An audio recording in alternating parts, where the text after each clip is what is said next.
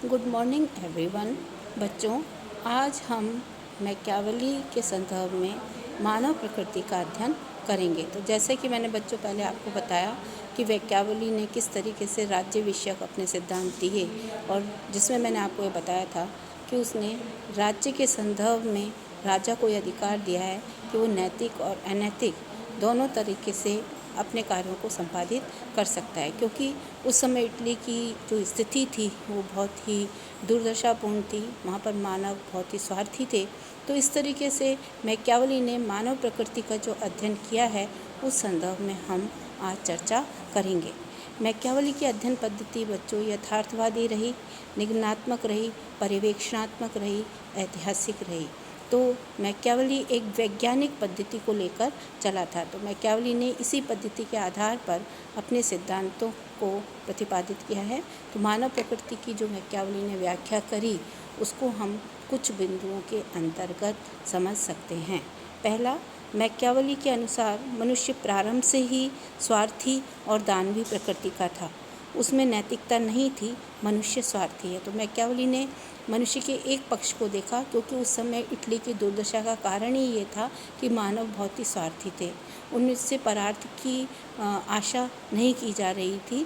तो मैकियावेली की ये पूर्ण धारणा स्पष्ट रूप से आई कि मानव एक स्वार्थी प्राणी है जो अपने हित के लिए सोचता है, दूसरों के हित की तरफ ध्यान नहीं देता है।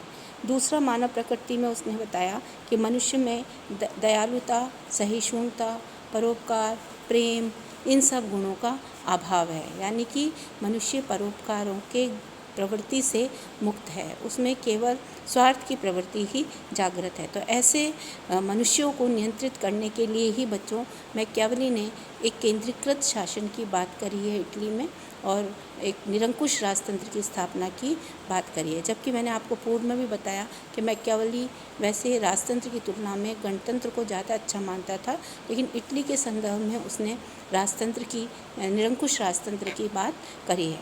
तीसरा, उसने मानव प्रकृति के संदर्भ में बताया, मैकियावेली का मानना था कि कार्य करने की प्रेरणा और उत्तेजना मनुष्य को स्वार्थपरता के कारण ही मिलती है। मनुष्य पशु तुल्य है, जिसमें अंतर्निहित अच्छाई जो है वो नाम मात्र की है। पशु तुल्य के संदर्भ में मैकियावेली ने मनुष्य में दो गुण माने हैं, दो पशुओं के, एक तो शेर जैसा और एक लोमड़ी जैसा। तो मैकियावेली का ये कहना है कि जो राजा है उसको शेर की तरह व्यवहार करना चाहिए समय के अनुसार, और समय के अनुसार उसे चालाकी की तरह, लोमड़ी की तरह भी व्यवहार कर सकता है। जब उसे आवश्यक हो तो वो लोमड़ी भी बन सकता है। नेक्स्ट, प्रिंस के 17वें अध्याय में मानव प्रकृति को उल्लेखित करते हुए प्रिंस ने एक बताया है मैकियावेली ने कि मनुष्य कृतघ्न होता है, लोभी है, स्वार्थी है, चंचल है, झूठा है और कायर होता है।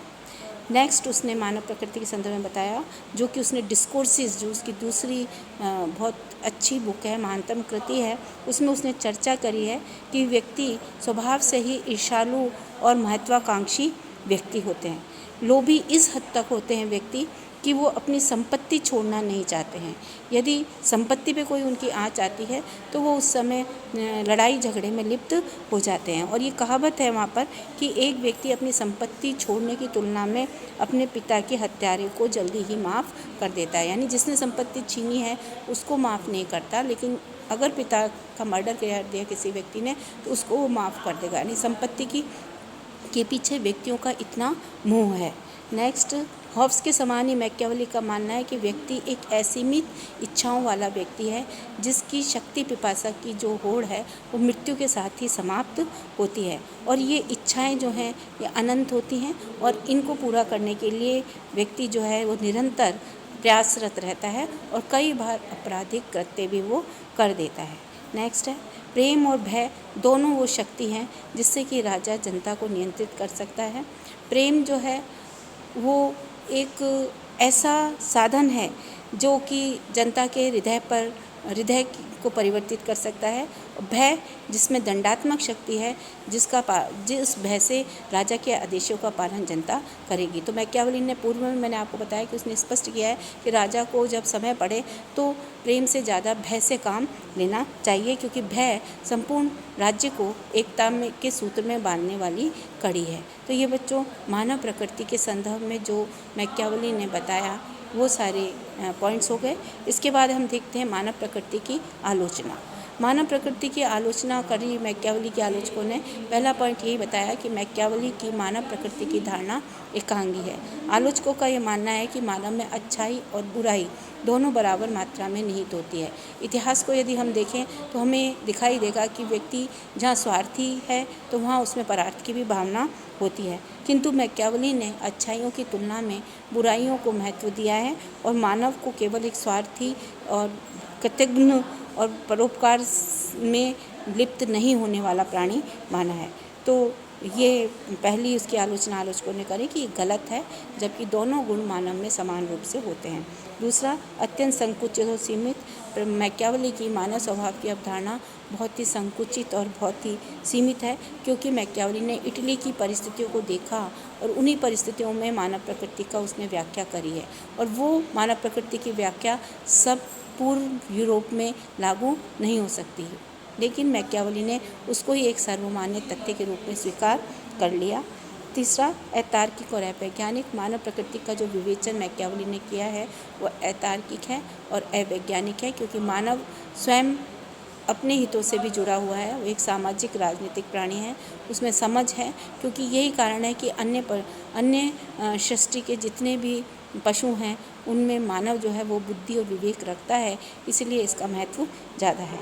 नेक्स्ट, मैकियावेली की ये धारणा गलत है कि प्रशिक्षण द्वारा मानव प्रकृति को सुधारा नहीं जा सकता, जबकि इतिहास इस बात का साक्षी है कि प्रशिक्षण के द्वारा मानव प्रकृति में सुधार आ सकता है। पूर्ण रूप से सुधार नहीं आ सकता तो कुछ रूप में सुधार आ सकता है, जैसे कि जो अपराध करके व्यक्ति जाते हैं जेलों में और वहाँ पर सुधार गृह हैं, यदि उनको सुधारा जाता है तो उनमें पूर्ण रूप से सुधार नहीं आता, लेकिन आंशिक रूप से सुधार आता है। तो इस तथ्य को भी मैकियावेली ने स्वीकार नहीं किया है। तो बच्चों, ये तो मैकियावेली की मानव प्रकृति के संदर्भ में विवेचना हो गई, हमने इस पर बात करी, और ये आपसे कई बार पूछा भी जाता है, शॉर्ट नोट्स में भी आ जाता है कि मैकियावेली पर आप टिप्पणी लिखिए। नेक्स्ट क्लास में हम राजनीति का धर्म और नैतिकता से पृथक्करण, मैकियावेली ने जो विचार दिए हैं उसका अध्ययन करेंगे।